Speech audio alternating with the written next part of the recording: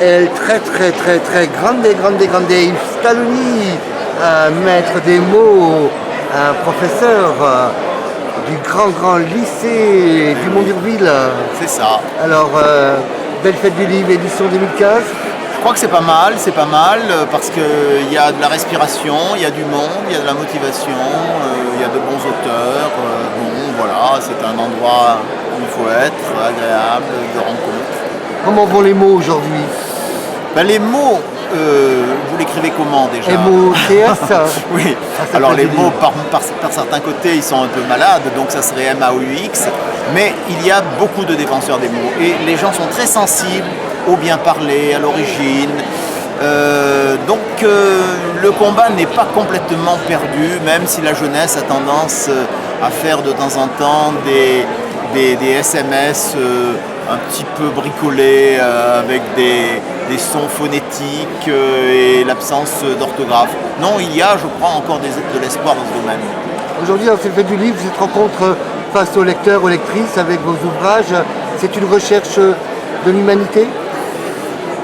C'est très difficile de rencontrer le lecteur. Vous savez, j'ai longtemps cru que le plus difficile, c'était d'écrire un livre. Après, j'ai cru que c'était de le publier. Maintenant, je suis sûr que le plus difficile, c'est de trouver la personne qui va le lire. Alors quand on l'a en face, quand on peut avoir comme ça une personne qui est susceptible de le lire, eh bien ça devient très intéressant parce qu'on peut avoir un aller-retour et on se dit qu'il y a comme ça une enveloppe humaine derrière cet anonyme du lecteur. Alors tu es présent avec un ouvrage merveilleux, majestueux, Eudox, ou une éducation toulonnaise. Voilà, ça c'est un roman, mais un roman dont le héros principal se prénomme Eudox, un nom qui se veut un peu mystérieux, mais dont le vrai héros est peut-être la ville de Toulon. Une ville qui est peut-être un peu méconnue, parfois mal appréciée, et qui est au fil des pages et au fil de la progression d'Eudox lui-même, qui est un peu réhabilité. C'est le but. Il y a un peu de professeur dedans. Il y a un peu de professeur, le personnage lui-même est professeur, est un jeune professeur qui arrive sur place et qui découvre avec parfois un peu d'ahurissement, mais aussi avec de la sympathie, et qui est aidé dans son initiation par une jeune femme pleine de ressources et de richesses. Autrement, les mots de l'amour.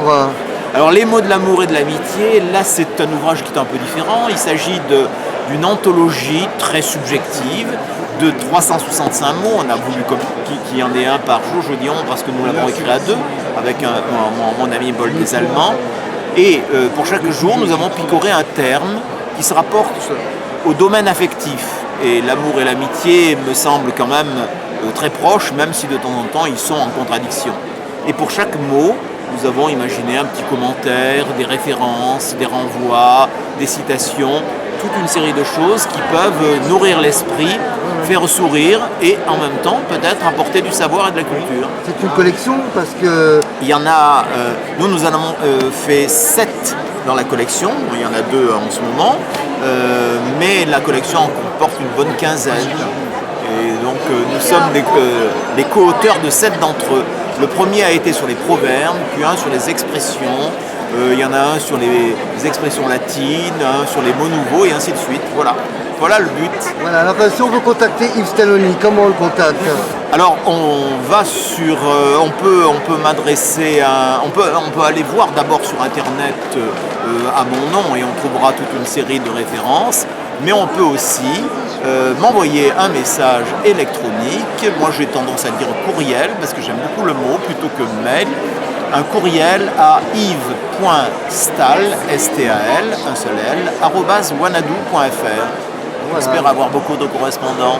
Souhaitons-le au contraire, hein, parce que les jeunes ils ont des examens à passer. Écoutez, si je peux leur rendre service avec une vieille expérience, pourquoi pas? Parce qu'aujourd'hui on veut rétablir un petit peu de nouveau le savoir, la dictée, le retour aux fondamentaux, bien sûr.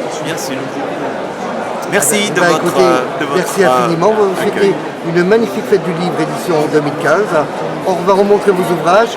Eudox d'abord. Eudox qui est là. Attendez, on va bien montrer. Les éditions, c'est Sudarel. Sud-Ared, magnifique éditeur. Ah oui, un éditeur local qui est à Fréjus, qui travaille bien, qui fait de gros efforts pour défendre le livre.